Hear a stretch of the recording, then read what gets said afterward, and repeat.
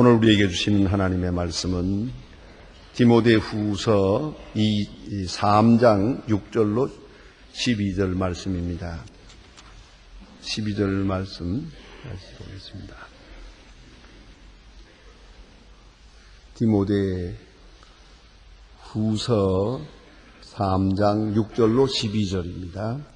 저와 같이 찾으신 대로 6절부터 봉독하게 되겠습니다. 저희 중에 남은 집에 가만히 들어가 어리석은 여자를 유인하는 자들이 있으니 그 여자는 죄의 중이 지고 여러 가지 욕심에 끌린 바 되어 항상 배우나 마침내 진리의 지식에 이르지 없느니 얌네와 야무레가 모세를 대적한 것 같이 저희도 진리를 대적하니 이 사람들은 그 마음에 부패한 자요 믿음에 관하여는 버리운 자들이라. 그러나 저희가 더 나아가지 못할 것은 저 두 사람이 된 것과 같이 저의 어리석음이 드러날 것임이니라. 나의 교훈과 행실과 의향, 믿음의 오래 참음과 인내와 협박, 고난과 또 안디옥의 일본의 리스드라에서 당한 일들, 어떠한 핍박을 받은 것을 네가 과연 보고 알았거니와 주께서 이 모든 것 가운데서 나를 건지셨느니라. 무릇 그리스도 예수 안에서 경건하게 살고자 하는 자는 핍박을 받으리라. 아멘. 제가 13절 한 절을 계속해서 봅니다. 들으시길 바랍니다. 악한 사람들과 속이는 자들은 더욱 악하여져서 속이기도 하고 속기도 하나니, 이런 말씀 거기까지 보게 됩니다. 오늘 본문 가운데에는 어리석은 사람에 대한 말씀이 있습니다. 어리석은 사람의 실상에 대해서 자세하게 또 누누이 이렇게 설명해 주는 것을 읽을 수가 있습니다. 지난 시간에 우리는 이런 말씀을 보았습니다. 말세에는 많은 어려운 일들이 있겠는데 그 가운데서 특별히 사람의 심성이 변하겠다. 심성이 좀 더 악해지고 간사해지고 사특해지면서 세상으로 기울겠다. 그래서 사람들이 사나워지고 배반하고 그리고 조급하고 특별히 쾌락을 사랑하고 이러한 특별한 아주 악한 그런 세대, 특별히 인간 심성이 악해지겠다고 하는 그런 예언의 말씀이 있고, 특별히 신앙인들에게까지도 경고의 말씀이 있었습니다. 경건의 모양은 있으나 경건의 능력은 부인하는 자리. 경건의 모양은 있으나 경건의 능력은 부인하더라. 다시 말하면 경건한 모양, 거룩한 것도 같고 기도하는 것도 같고 봉사하는 것도 같고 선하게 사는 것도 같고 경건의 그러한 형식적인 모양은 있지만은 내용이 없어요. 그것은 능력이 없어요. 자기를 이기지 못하고 죄를 이기지 못하고 세상을 이기지 못하는 거예요. 그러한 나약한 존재가 되겠다. 이건 위선자들이죠. 그럼 참신앙의 사람이 될 수가 없는 것이죠. 이렇게 경고하시면서 그에 이어서 오늘 주시는 말씀이 이어집니다.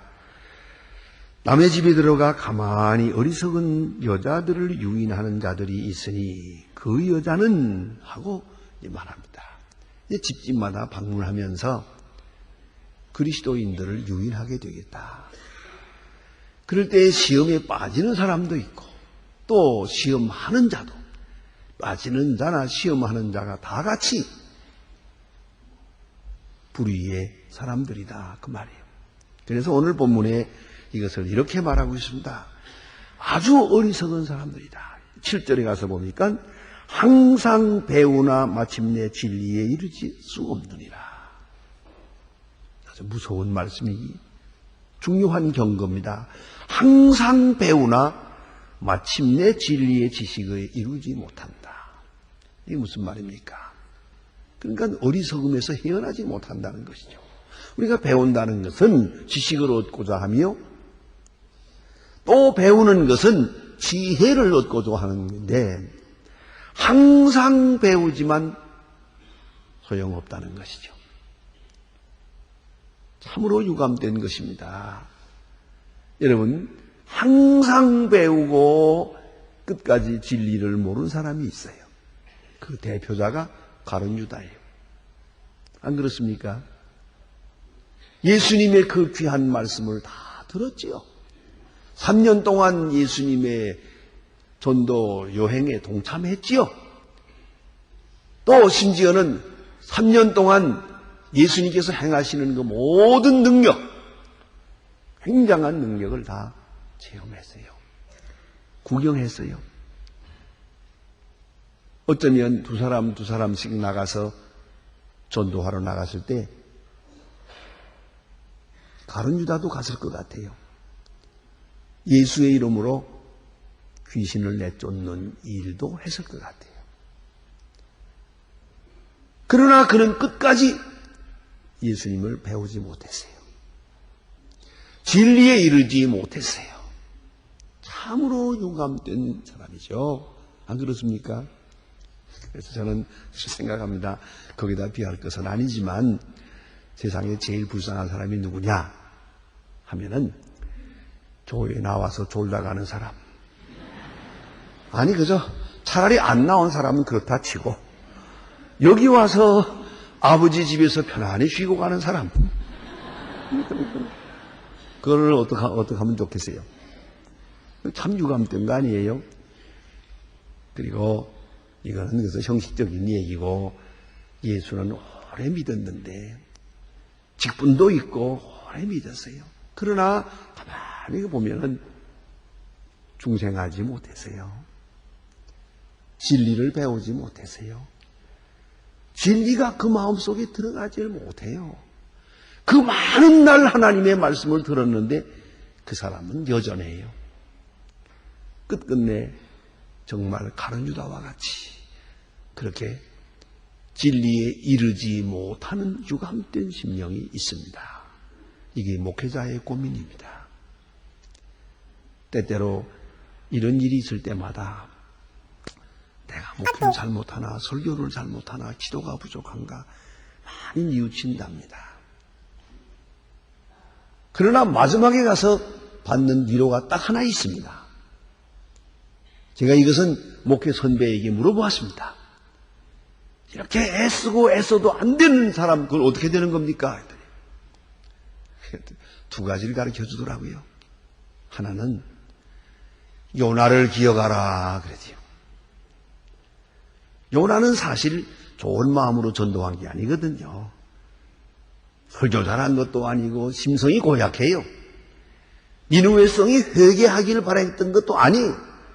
그저 고래 뱃속에 들어갔다 나와서 또 도망가다가는 이번엔 호랭이 뱃속에 들어갈 것 같아서 그럴 수도 없고 그저 할 수 없이 다니면서 40일 후엔 망한다 40일 후엔 망한다 하고 소리 질렀지 회개하기를 바랬던 건 아닌데 니느웨 성은 회개했어요. 그리고 구원을 받았습니다. 그러니까 요나 같은 사람을 통해서도 구원받을 사람은 구원받아. 그러니까 걱정할 것도 없네. 두 번째는 가룟 유다를 생각하라 그랬어요. 예수님도 회개시키지 못했다 입니다. 그렇다면 자네가 어떻게 하겠나? 그건 참으로 중요한 위로였어요. 그때부터 제가 용기를 얻었어요. 그저 예수님도 못한 걸 내가 할 수는 없지. 안 그렇습니까? 내가 할 일만 하는 거지. 예수님도 못하는 건 못했다고. 그렇다면 내가 이 시간에 여기서 설교하지만은 끝까지 좋은 사람을 내가 어떻게 하겠어요? 졸았으니 안 들었고 안 들었으니 아무것도 없는데 뭘. 그럼 어떻게 하겠어요? 그래 좋은 거야. 다음 시간에 와서 들으면 되죠. 한데 그게 아니에요. 끝까지 마음에 뭔가 비틀어져 가지고 있었어요. 아무리 배워, 성경 말씀에 항상 배우나 마침내 진리와 지식에 이르지 못한다 그랬어요. 항상 배우나 시간 나와도 마찬가지래요. 그래서 말입니다. 이런 항상 배우나 마침내 진리의 지식에 이르지 못한다. 얼마나 유감된 일입니까? 그럼 왜 그랬을까요? 여기에 대해서 말씀합니다. 그것은 이미 심판받은 심령이기 때문이에요. 이미 심판을 받았어요. 그렇기 때문입니다. 호세아서 4장 6절에 보면은 이렇게 말합니다. 내 백성이 지식이 없음으로 망하는도다. 네가 지식을 버렸으니 나도 너를 버릴 것이다 그랬어요. 지식을 버렸어요. 배우는 것 같지만 배우지 않아요. 듣는 것 같지만 안 들어요. 순종하는 것 같으나 순종하는 거 아니에요. 목적이 달라요. 그런 거로 아주 뿌리가 다릅니다. 다른 유다 아무리 그 많은 은혜 속에 같이 살아도 그는 처음부터 아니에요. 본질적으로 아니라고 예수님께서 판단해 버렸어요. 자, 그런 사람이 있단 말이에요. 그걸 우리가 깊이 생각해야 합니다. 그렇기 때문에 심판받은 심령이 있어요. 심판이란 종말적인 심판이 있죠. 역사 끝에 있는 심판이 있고, 그런가 하면 현재적 심판이 있어요. 심판은 받고 집행유예로 사는 거예요. 형 집행 연기하고 사는 거예요. 그런 사람들이 있어요. 아주 중요한 문제입니다. 심각한 문제예요. 그에게는 중생이 없어요. 중생할 수도 없어요. 흑원 날 말씀을 들러도 들려지지 않습니다. 그래서 8절에 결론적으로 말합니다. 믿음에 관하여는 버리운 자니라. 믿음에 관해서는 버리운 자니라 그랬어요. 얼마나 무서운 말씀이에요. 이게 말씀이 들려지지 않으면 끝나는 거예요. 끝끝내 말씀이 들려지지 않을 때는 그는 심판받았다는 걸 잊지 말아야 돼요. 그럼 왜 그랬을까? 여기 몇 가지로 아주 논리정연하게 어쩌면 심리학적으로 설명하고 계십니다. 첫째, 죄를 중히 지고 그랬어요. 죄에 깊이 빠졌다 하는 뜻이에요. 죄에 깊이 빠져서 헤어나질 못해요. 동시에 죄를 중히 지고 하는 말은 이제 무감각해졌어요. 죄를 지고도 죄인 줄 모른다 이 말이에요. 그런 거로 회개하지 않습니다. 죄가 죄인 줄로 모르면 회개하지 않죠. 그렇지 않겠습니까? 그러면 구원이 없는 거죠. 죄는 처음에 죄를 짓는 것이고, 그 다음엔 죄를 반복하는 것이고, 그 다음엔 죄를 정당화하는 것이고, 그 다음엔 죄를 남에게 떠맡기는 거예요. 전가시키는 거예요. 이렇게 발전하는 것이에요. 회개하지 않을 때 점점 죄가 죄 아니라고 말하는 거예요. 내가 왜 죄인가? 아니, 나만 죄인인가? 회개를 못하는 거예요. 회개할 수가 없어요. 이렇게 되면은요. 예. 내가 죄인입니다. 할 때 회개가 되는 것이죠. 누구 때문입니다. 이거 되겠어요? 여러분 깊이 생각해야 됩니다. 혹시라도 지금 내 잘못에 대해서 내가 뉘우치고 있어요? 또 누가 내게 지적하고 있어요? 그냥 하나님 앞에 무릎을 꿇어야 돼요. 누구 때문인가? 누가 이런 말을 시작했나? 누가 고자질을 했나? 또 심지어는 너는 누군데? 너는 뭐 잘났냐? 이렇게 속에서 반발하는 마음이 생기면 회개 못하는 거예요. 그 회개 못하는 것이 계속 반복되면 마지막에는 강팍해져요. 강팍해지고 나면 이제 심판이 있을 뿐이에요. 그래서 말합니다. 믿음이 있어야 회개도 하고요. 회개는 은혜예요. 회개할 기회를 주어야 회개하죠. 회개할 마음을 주어야 회개하죠. 또 있어요. 회개할 용기가 있어야 회개하죠. 가슴을 치면서도 회개 못하는 것은 용기가 없기 때문이에요. 그 옛날 다윗 왕은 참 훌륭한 사람이에요. 그가 결코 의인이 아니지만 하나님의 사랑을 많이 받았어요. 사람의 이름 중엔 제일 많이 나오는 이름이 다윗이에요. 신구약에 800번 이상 나옵니다. 그런데 그가 의인이 아니지 않습니까? 그는 큰 죄인이에요. 그러나 나단 선지가 와서 당신이 그 사람입니다 하고 죄를 지적하게 될 때, 보통 왕 같으면은 저놈 끌어다가 목을 베라 그러면 그만이죠. 그렇게들 했죠. 왕들이 다.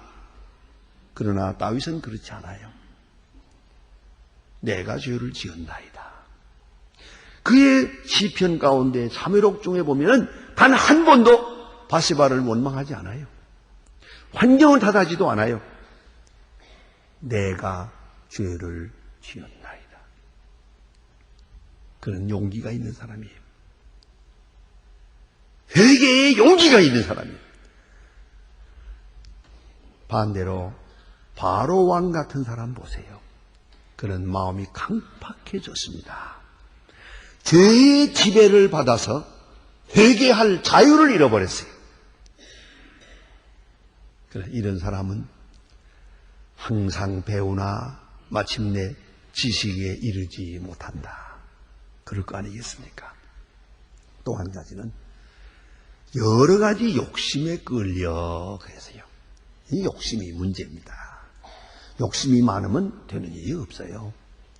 욕심이 지나치면 아무 생각도 없어요. 욕심밖에 없으니까요. 욕심의 노예가 된 인간 군상을 우리는 슬프게 생각합니다.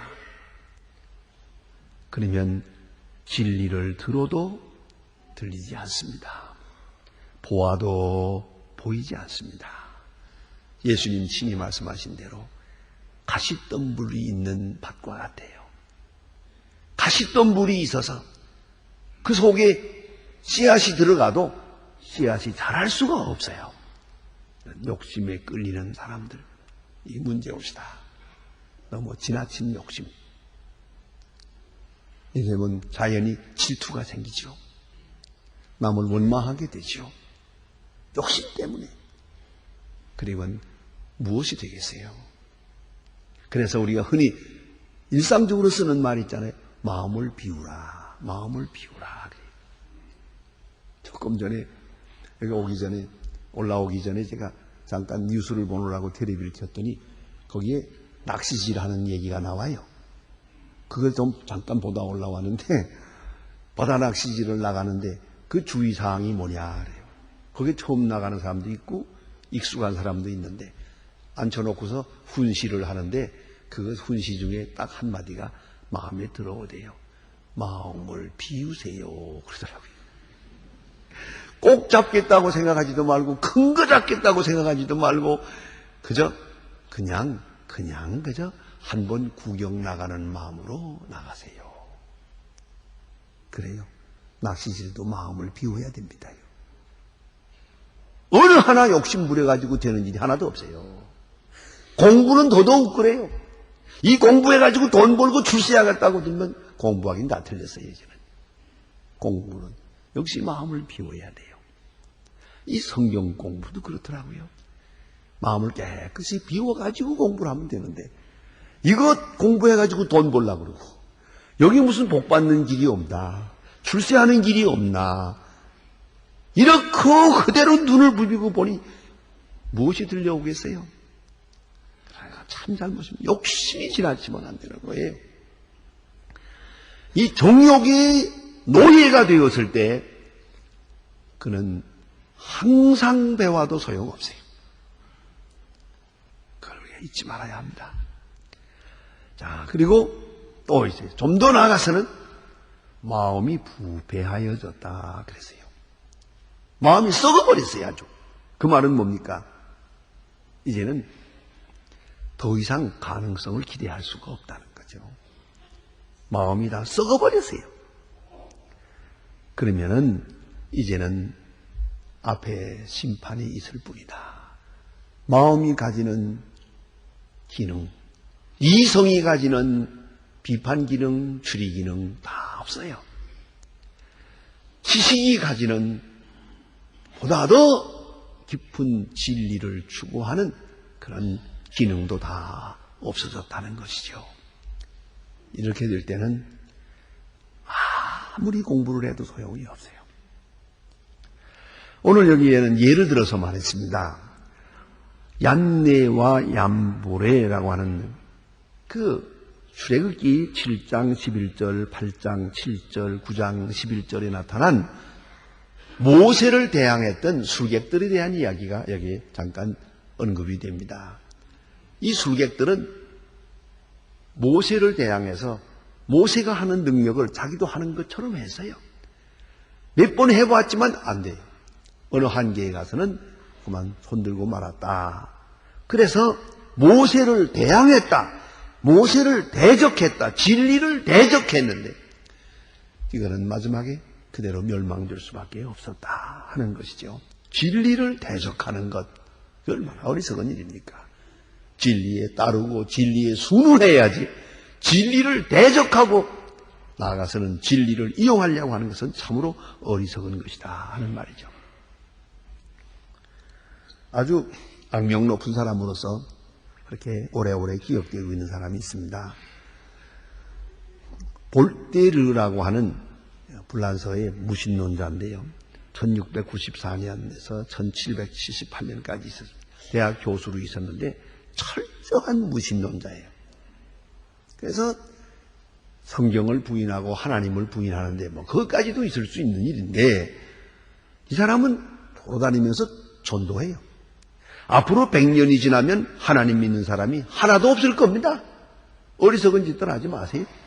그리고 파리 한가운데 큰 길을 지나가면서 하나님을 저주하고 하나님께 욕을 하고 다니는 거예요. 그리고는 하는 말이 봐라, 내가 이렇게 하나님을 저주해도 하나님이 벼락을 때리지 않지 않느냐. 하나님은 조용하고 있다. 내가 이렇게 하나님을 원망하고 하나님 욕을 돌리는데도 하나님은 아무 반응이 없지 않느냐. 그런 거로 하나님은 없다. 이러고 못되게 놀았어요. 그러나 하나님이 오래 참았어요. 나이 많아서 죽게 됐어요. 죽을 날이 가까우니까 급했죠. 그래서 그가 의사를 붙들고 하는 말이 6개월만 더 살게 해 주십시오. 그러면 내 재산을 다 드리겠습니다. 의사에게 간청을 했어요. 그 의사가 하는 말이 6개월이 아니라 6시간도 안 되겠는데요. 지금 가까웠습니다. 그때에 이 볼테르가 마지막 유명한 말을 했습니다. 나는 지금 지옥으로 떨어지고 있구나. 그리고 죽었어요. 이게 뭘 말하는 겁니까? 너무나도 유명한 얘기로 전해지고 있습니다. 마음이 부패해졌어요. 한 번 부패해지기 시작하면 이제는 헤어날 길이 없어서 점점 발악을 하는 거예요. 상식 이하로 상상할 수 없는 악의 수렁구렁으로 빠져들어간다고 말이에요. 그러니까 이런 사람들은 진리를 알 수가 없고요. 또 하나는 진리를 대적하는 사람이 그러해요. 결국은 어리석음에 들어가게 된다 하는 말입니다. 보세요. 어리석은 사람 하면 또 한 사람 하고 싶은 말이세요. 바로 왕이에요. 모세를 통해서 하나님께서 이적을 나타내세요. 잘 아시는 대로 이적을 나타냈으면 10가지 재앙 아닙니까? 우리가 생각하면 한 가지 재앙, 2가지 재앙, 3가지 재앙까지는 나도 봐주겠어요. 좀 고집스럽게 하다가 그 다음에 넷째가 넘어가면 손들고 말지. 그거를 그래 10가지 재앙을 다 받을 거 뭐 있어? 그 얼마나 어리석은 사람이요. 얼마나 미련한 사람이요. 그것뿐이요? 장자 죽는 재앙까지 다 겪고 그 다음에 아이고 다 나가라고 해방을 시켜놨다가 안 되지. 또 따라갔잖아요. 결국은 어디 가서? 홍해에 가서 빠져 죽었잖아요. 세상에 어리석은 사람이요. 이 잔악함이, 이 회개 못하는 강팍함이 얼마나 어리석습니까? 그래서 히브리서에 보면은 너희는 강팍회됨을 면하라 그랬어요. 마음이 항상 부드러워지고 비워 있어야지. 이게 욕심으로, 정욕으로, 그리고 또 시기 질투로, 게다가 악한 마음으로 가득 차게 되면 항상 기도해도 소용없고 항상 공부해도 소용없고 아무리 애써도 그는 진리에 이르지 못한다 하는 말씀이에요. 그리고 오늘 본 말씀에 또다시 들어서 말합니다. 이런 사람들이 어리석게도요, 오늘 본문 제가 13절을 읽었는데요, 악한 사람들과 속이는 사람들은 더욱 악하여져서 속이기도 하고 속기도 하고. 아주 재미있는 말씀이에요. 이 악한 사람들이 이러하거든요. 남을 속여요. 속이기만 하는 줄 알죠? 속아요. 남을 잘 속이는 사람 치고 속지 않는 일이 없어요. 참 이상한 것은요, 사기꾼이 제가 사기당하거든요. 꼭 어리석어지는 거예요. 이게 어리석음이에요. 어리석음의 함정에 빠지는 거예요. 남을 괴롭히고 남을 손해 입히고 자기는 잘 잘라고 하는 것 같아도 어림도 없어요. 속이기도 하고 속기도 하고. 여러분, 사실은 가끔 여러분이 속은 때가 있어요. 속은 때가 있거든 가만히 생각해서 내가 남을 속이지 않았나 하고 생각해 보세요. 분명히 언젠가 속였을 거예요. 대개 보면 속이는 마음이 있을 때 속는 거예요. 심리학적으로도 그래요. 이 속이는 마음이 바로 언젠가는 내가 속게 되어 있는 거예요. 똑똑한 척하지만은 어리석은 거예요. 그런 거로 속는 자도 어리석고 속이는 자도 어리석은 거예요. 자, 이렇게 어리석음을 잘 분석해서 우리에게 말씀해 주고 있고요. 그리고 나서 우리에게 부탁하는 말씀이 있습니다. 무릇 그리스도 예수 안에서 경건하게 살고자 하는 자는 핍박을 받으리라. 중요한 요절입니다. 여러분, 경건하게 살고자 하는 사람이 이 세상에서 핍박을 받지 않는다면 그게 이상한 거죠. 하나님을 섬기는 사람이 이 세상에서 어떻게 핍박을 받지 않겠어요? 선을 지향하는 사람이 악한 사람 속에서 어떻게 핍박을 받지 않겠어요? 여러분, 악한 사람으로부터 칭찬받는 사람은 악한 사람이에요. 악한 사람으로부터 욕을 당하는 사람이 선한 사람이죠. 당연한 거예요. 악한 세대에 살면서 경건하게 살고자 하는 사람은 핍박을 받게 돼 있어요. 예수님 친히 말씀하셨어요. 많은 사람이 나를 핍박하고 있다. 그런 거로 내 제자를 핍박하는 건 당연하다. 그런 거로 너희가 핍박을 당할 때 걱정하지 마라. 너희를 핍박하는 게 아니라 나를 핍박하는 것이다. 너희를 대적하는 것은 나를 대적하는 것이다. 내가 십자가에 죽는데 어떻게 내 제자가 이 세상에서 환영받겠느냐 하는 거죠. 그런 거로 꼭 잊지 마세요. 무릇 경건하게 살고자 하는 자는 핍박을 받으리라. 꼭 핍박을 받게 돼 있어요. 그게 당연한 거예요. 이 핍박을 이상하게 생각할 필요가 없어요. 내가 진리대로 살고 바르게 사는데 왜 사람들은 나를 칭찬하지 않나? 왜 알아주지 않나? 쓸데없는 생각하지 마세요. 경건하게 살고자 하는 자는 핍박을 받으리라. 핍박을 받게 돼 있어요. 가깝든 멀리든 친구에게든 그 누구에게든 간에 핍박의 요소가 있음을 잊지 마세요. 하나님을 섬기려고 할 때 우리가 그리스도의 제자이기 때문에 핍박을 받고 의를 쫓기 때문에 불의한 세상에서 핍박을 받는 것이 당연합니다. 또 하나 있어요. 의롭게 살고 경건하게 살고자 할 때 아무 말 없이 경건하게 살아도 불경건한 사람, 악한 사람을 우리가 심판하고 있기 때문이에요. 그렇지, 이게 심리학적인 거예요. 자, 보세요. 다 불의한데 한 사람이 선해요. 결국은 다 같이 불의하면은 그 불의가 상당히 감소되는데 아니에요. 한 사람은 의롭게 살고 있어요. 그런 거로 저들이 심판을 받아요. 이걸 아셔야 됩니다. 다른 사람들은 다 할 수 없다 그래요. 이런 때는 부득불 죄질 수밖에 없고 이런 때는 불의와 타협할 수 없다고 하는데 한 사람은 타협하지 않아요. 그런 거로 저들의 불의함이 다 노출이 되는 거예요. 그렇지 않습니까? 노출이 돼요. 자, 쉽게 말해서 거짓말 안 하고 살 수 없다. 거짓말 안 하고는 장사 못한다. 그런다고 합시다. 꼭 그래야 됩니까? 그러나 여기 예수 잘 믿는 사람은 거짓말 안 하고도 장사하고 불의와 타협하지 않고 살아가고 있잖아요. 그 사람 때문에 나머지 사람이 전부 정죄되는 거예요. 다 죄인이 되어버리는 거죠. 그게 괴로워서 의로운 사람을 핍박하게 마련이에요. 꼭 핍박하려고 그래요.